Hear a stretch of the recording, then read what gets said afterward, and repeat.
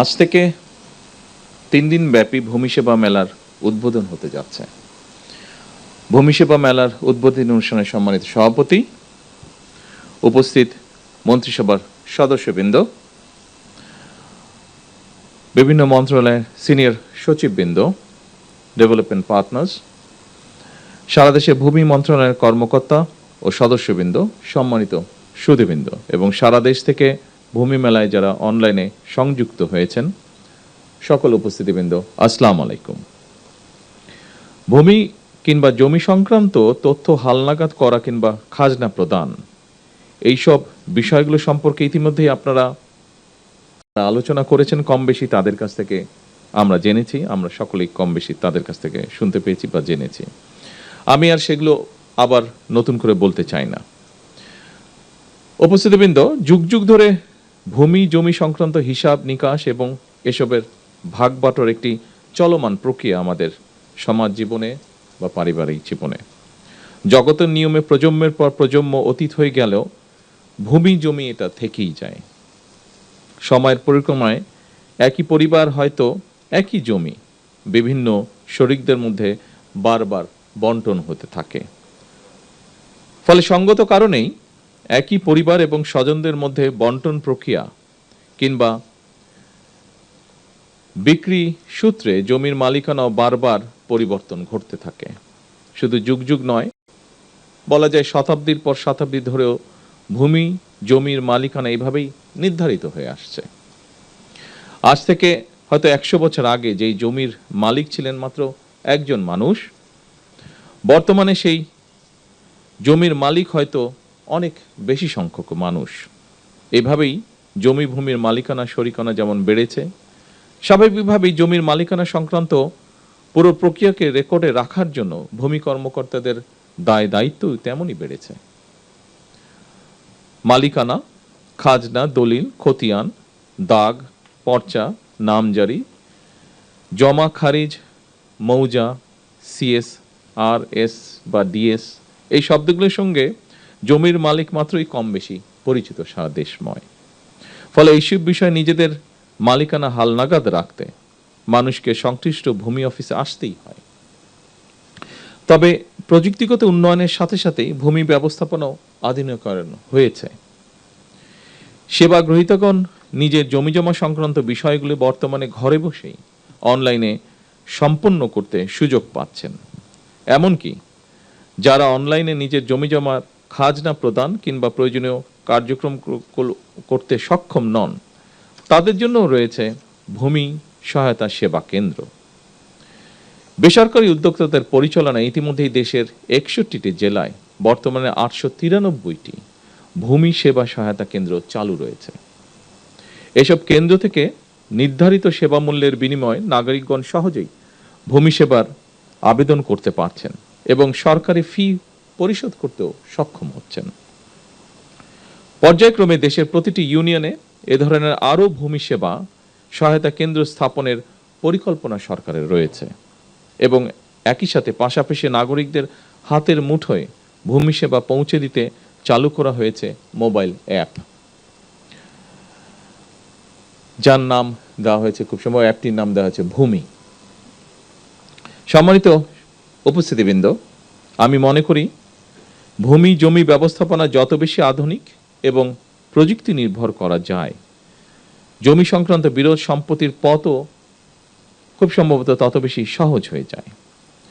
জমি ব্যবস্থাপনার ক্ষেত্রে অনলাইন সুবিধা নিশ্চিত করায় আমি ব্যক্তিগতভাবে বিশ্বাস করি জমিজমা সংক্রান্ত দুর্ভোগ অনেকাংশেই লাঘব পাবে।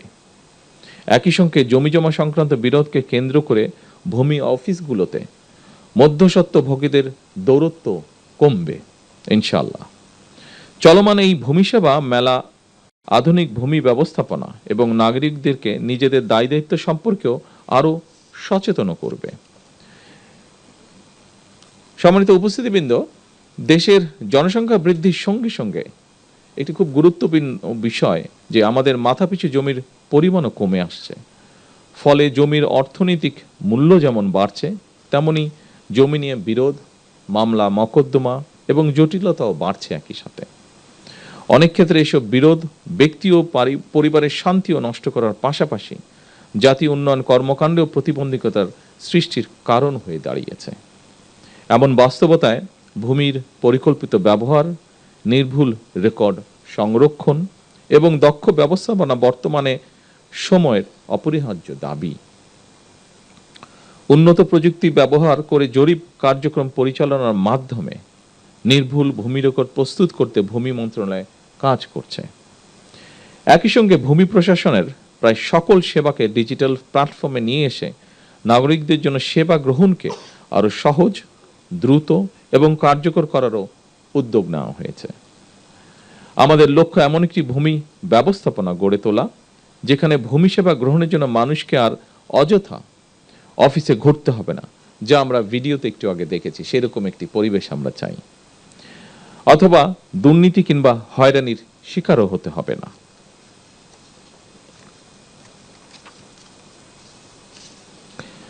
সম্মানিত উপস্থিতিবৃন্দ, দেশের ভূমি ব্যবস্থাপনাকে আধুনিকায়ন করে জমিজমা সংক্রান্ত বিষয়ে জনগণকে সহায়তার লক্ষ্যে সারা দেশে ভূমি সেবা মেলা আয়োজন এবং ভূমি ব্যবস্থাপনাকে আরও সহজ এবং আধুনিকীকরণ করার ব্যাপারে আমরা জাতীয় নির্বাচনের কয়েক বছর আগে প্রণীত ৩১ দফা এবং সর্বশেষ নির্বাচনী ইশতেহারেও বিষয়টি উল্লেখ করেছিলাম।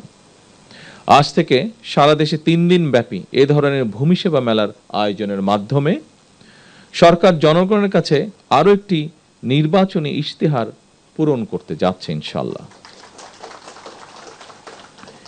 এভাবেই সরকার পর্যায়ক্রমে একের পর এক নির্বাচনী ইশতেহারের প্রতিটি দফা বাস্তবায়নের মাধ্যমে জনগণের কাছে দেওয়া ওয়াদা পূরণের রাজনীতিকে এগিয়ে নিয়ে যাবার চেষ্টা করছে। শুধুমাত্র জমিজমা সংক্রান্ত বিষয় নয়, প্রতিটি ক্ষেত্রেই জনবান্ধব কর্মসূচি নিয়ে সরকার জনগণের কাছে দায়বদ্ধ থাকতে চায়। কারণ দীর্ঘ ১.৫ দশকেরও বেশি সময় ধরে ফ্যাসিবাদ শাসন শোষণের জাতাকলে পৃষ্ঠ দেশের জনগণ বর্তমানে রাষ্ট্র এবং রাজনীতিতে তাদের অধিকারের প্রতিফলন দেখতে চায়। এ কারণেই বর্তমান সরকার রাষ্ট্র পরিচালনার প্রথম সপ্তাহ থেকেই নির্বাচনী ইশতেহার এবং জুলাই সনদের প্রতিটি দফা পর্যায়ক্রমে বাস্তবায়নের দিকে মনোযোগ দিয়েছে। সম্মানিত সুধীবৃন্দ, সারা দেশে বিভিন্ন পর্যায়ের আদালতগুলোতে দেওয়ানি এবং ফৌজদারি সব মিলিয়ে খুব সম্ভবত ৪৭ লাখেরও বেশি মামলা বিচারাধীন রয়েছে। এর মধ্যে জমিজমা সংক্রান্ত মামলার সংখ্যাই বেশি।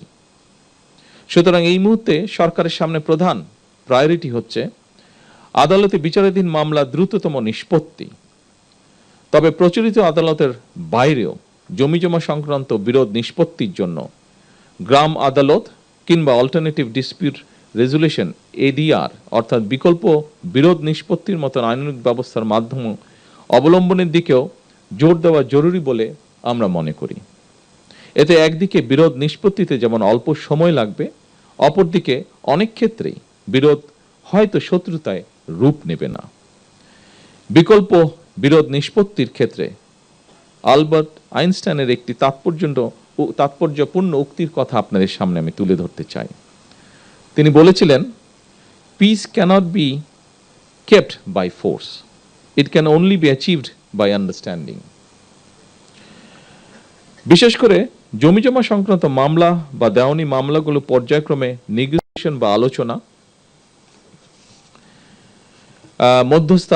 মধ্যস্থতা বা সালিশ কিংবা সমঝোতার মাধ্যমে বিকল্প বিরোধ নিষ্পত্তির পথ কার্যকর করা গেলে একদিকে আদালতে বিচারাধীন মামলার জট কমবে, অপরদিকে দ্রুততম সময়ের মধ্যে জমিজমা সংক্রান্ত বিরোধ নিষ্পত্তি করাও সহজ হবে। সম্মানিত উপস্থিতিবৃন্দ, জমি বা ভূমি শুধু এক টুকরো সম্পত্তি নয়, বরং মানুষের জীবনে এটি এক ধরনের নিরাপত্তা, নির্ভরতা, অর্থনৈতিক স্থিতি, জীবিকা এবং ভবিষ্যতের ভিত্তি।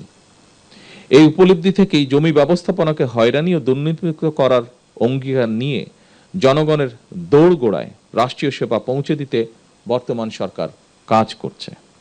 আমি ভূমি মন্ত্রণালয় মন্ত্রী থেকে শুরু করে এই মন্ত্রণালয়ের সঙ্গে সংশ্লিষ্ট সকল কর্মকর্তা এবং কর্মচারীদের দৃষ্টি আকর্ষণ করে বলতে চাই, সেবা প্রদান জনগণের প্রতি করুণা নয়, বরং জনগণের সেবা নিশ্চিত করা আমাদের দায়িত্ব বলেই আমি মনে করি। আমাদের লক্ষ্য একটি হয়রানিমুক্ত, প্রযুক্তি নির্ভর এবং নাগরিক বান্ধব ভূমি ব্যবস্থা প্রতিষ্ঠা করা, যা দেশের টেকসই উন্নয়নকে আরো ত্বরান্বিত করবে। উপস্থিত সুধীবৃন্দ,